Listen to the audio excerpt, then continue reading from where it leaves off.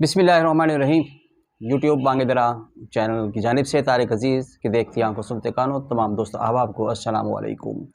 मैंने गुज़िश्ता रोज़ अपनी एक व्लॉग में जो इलेक्शन कमीशन का फ़ैसला है उस पर आप हज़रात को कुछ हाईलाइट्स दी थी।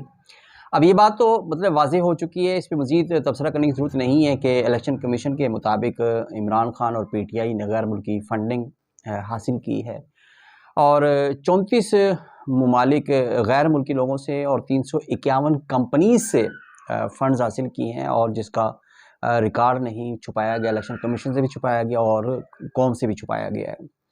मैं अब इसकी वजाहत में नहीं जाता कि ये मुल्की और गैर मुल्की फ़ंडिंग इस्तेमाल कहाँ हुई है। यकीनन कहीं ना कहीं इस्तेमाल हुई है, वरना बिला वजह मैंने कल भी इशारा किया था कि कोई किसी को पैसे नहीं देता, किसी पे इन्वेस्टमेंट नहीं करता। अब इससे आगे चलना चाहिए, इससे आगे चलना ये चाहिए कि अब हुकूमत पाकिस्तान को पाकिस्तान की मोहब्बत में सिर्फ किसी के सियासी इख्तलाफात या किसी के सियासी बुग़्ज़ में नहीं, बल्कि पाकिस्तान के बका के लिए, पाकिस्तान की बका के लिए अब इस पार्टीज़ की फ़ंडिंग की कुछ तहकीकात ज़रूरी है। तहकीकात इसलिए ज़रूरी है कि देखना यह है कि जो ये फ़ंडिंग्स आई हैं, जो गैर मुल्की लोगों ने पैसे दिए हैं, इसके बदले इस जमात ने या इसकी क़यादत ने या इमरान खान ने उनको क्या दिया है।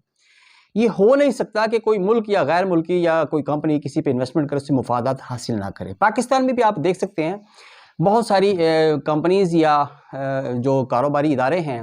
वो अपने सियासी लीडर्स के ऊपर इन्वेस्ट करते हैं और उसके बदले उससे कोई ना कोई मुफादात लेते हैं। ये पाकिस्तान में भी देखने में आता है, बेतहाशा मिसालें मौजूद हैं। मैं ज़ाती तौर पे कई लोगों को जानता हूँ जो मुख्तलिफ़ क़यादत को, मुख्तलिफ़ पार्टीज़ को सपोर्ट करती हैं और फंडिंग्स करती हैं, उसके बदले अपने कुछ कारोबारी मुफादात उठाती हैं। अब देखना ये जो मैं एक अगर थोड़ा सा इशारा दूँ हुकूमत पाकिस्तान के करने के जो काम है वो ये हैं कि सबसे पहले देखना ये कि जब अमेरिका से इमरान खान तशरीफ़ लाए थे तो आते इन्होंने एक नारा लगाया था कि मैं एक वर्ल्ड कप जीत कर लाया हूँ। इनसे पूछा जाए कि वर्ल्ड कप क्या है। यकीनन वो ये वर्ल्ड कप जो होगा वो पैसे की सूरत में होगा, फाइनेंसिंग की सूरत में होगा। देखना ये है कि आया अमेरिका से आते ही कश्मीर जो बेचा गया उसके बदले कितने पैसे मिले। करतारपुर राहदारी जो बनाई गई आखिर किसी के फ़ायदे के लिए बनाई गई। सिखों का नाम भी इसमें मौजूद है जिन्होंने फ़ंड्स किए हैं। तहकीकात की जाए करतारपुर के बदले जो है ना क्या लिया गया और उसको ये फ़ायदा क्यों दिया गया है। दूसरी तरफ क्या है कि हमने जो बहुत ज़्यादा हसास मामला है वो ये है कि एक आम मिसाल मैं आपको पाकिस्तान के हवाले से भी दूँ ना कि जब कोई चोर पकड़ा जाता है तो जिस चोरी में वो पकड़ा जाता है वो चोरी तो मंजर आम पे आती है, लेकिन उसकी एक तारीख होती है चोरी करने की, एक हिस्ट्री होती है चोरी करने की, जिसको वो नहीं मानता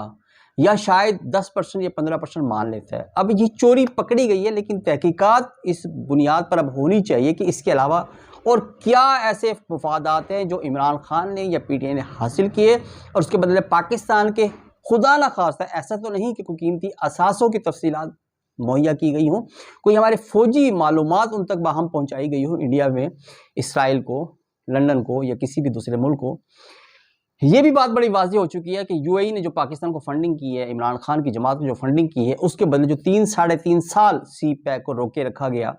गवादर की बंदरगाह को जो रोका गया, उसका फ़ायदा बराह रास्त UAE को हुआ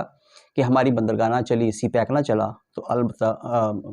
अल्टीमेटली उसका फ़ायदा UAE को हुआ। इसी तरह बहुत सारे फ़ायदे हैं जो यकीनन इस पार्टी ने उठाए होंगे पाकिस्तान के मफादात से टकराव की सूरत में। जो पाकिस्तान के मफादात के ख़िलाफ़ होगी वो तहकीकात होनी चाहिए। अब मैं इस तरफ भी आना चाहूँगा कि शौकत खानम हॉस्पिटल जो यकीनन एक अच्छा कदम था इमरान खान का, बहुत अच्छा कदम था इमरान खान का, लेकिन इस केस के अंदर शौकत खानम के हवाले से भी बहुत से अबहाम पैदा हो गए हुए हैं कि चैरिटी के नाम पर बहुत सारे फंड्स शौकत खानम के नाम पर वसूल किए, लेकिन पार्टी PTI को स्ट्रॉन्ग करने के लिए इस्तेमाल हुए। अब ज़रूरत इस अमर की भी है कि कौम भी ये आवाज़ उठाए, हुकूमत भी ये कदम उठाए कि अब शौकत खानम का भी ऑडिट होना चाहिए। बल्कि मैं अपनी जो तजवीज़ देना चाहूँगा बांगे दरा यूट्यूब चैनल की जानिब से वो ये है कि इस वक्त फौरी तौर पर फिलफौर शौकत खानम हॉस्पिटल को एक कौमी तहवील में ले लिया जाए और पाकिस्तान की मुख्तलिफ समाजी जो तंजीमें हैं उनसे बहुत ही मुखलिस और अहम शख्सियात को उठाकर एक बोर्ड बनाया जाए और शौकत खानम को उस बोर्ड के हवाले किया जाए। न सिर्फ यह कि पिछली जितनी भी इसके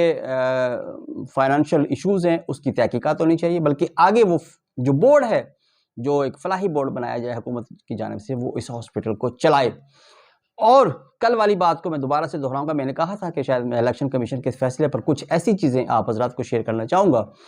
جو پاکستان کے قومی مفادات کے عین مطابق ہوگی، تو ابھی سے اس کا راستہ روکا جائے، اور حکومت وقت کا یہ موجودہ فیصلہ یقیناً قابل تحسین ہے کہ ان کے تمام لوگوں کو ECL میں ڈالا جائے تاکہ کسی کو فرار ہونے کا موقع نہ ملے، اور پاکستان کی یہ حکومت کا جو قدم ہوگا وہ پوری قوم کی حمایت اس کو حاصل ہوگی۔ میں ایک اور چیز کی طرف اشارہ کرنا چاہوں گا اپنے دوستوں اور احباب کا اور پاکستانی قوم کا، کہ کل یہ الیکشن کمیشن کا فیصلہ آیا اور آج ڈالر 13 روپے نیچے آ گیا ہوا ہے، یعنی کہ اس سے اندازہ لگا سکتے ہیں کہ کرپشن جو کی گئی ہے اب وہ سامنے آ گئی ہے۔ میں اگر اپنا ذاتی انالیسس دینا چاہوں تو ہو سکتا ہے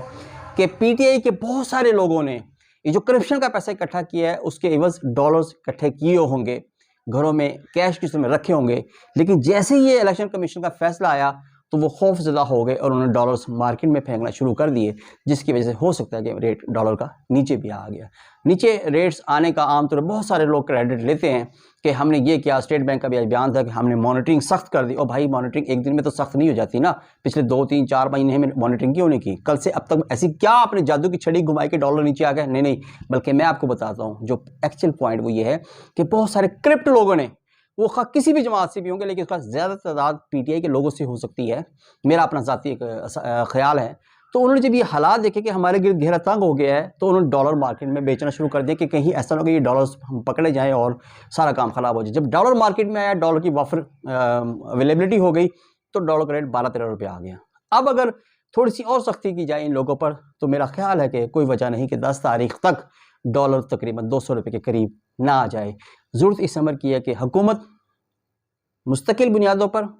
مضبوط بنیادوں پر اور انتقامی کارروائیوں سے ہٹ کر صرف پاکستان کے مفادات میں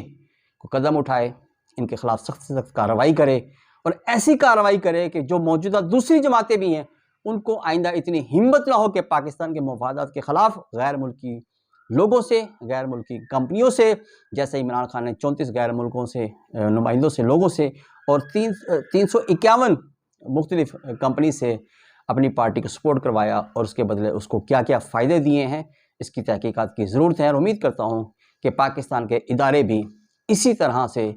مکمل طور پہ حکومت کا ساتھ دیتے ہوئے الیکشن کمیشن کی طرح پاکستان کے وسیع تر مفادات کے لیے کام کریں گے۔ انشاءاللہ ملتے ہیں پھر کسی نئے موضوع کے ساتھ۔ دوستوں سے پھر وہی درخواست کہ میرے YouTube چینل کو لائک کیجیے گا، سبسکرائب کیجیے گا اور بیل کے آئیکن کو پریس کریں تاکہ آنے والی ہر ویڈیو آپ تک بر وقت پہنچ سکے۔ اجازت دیجیے گا، ملتے ہیں پھر کسی نئے موضوع کے ساتھ۔ السلام علیکم۔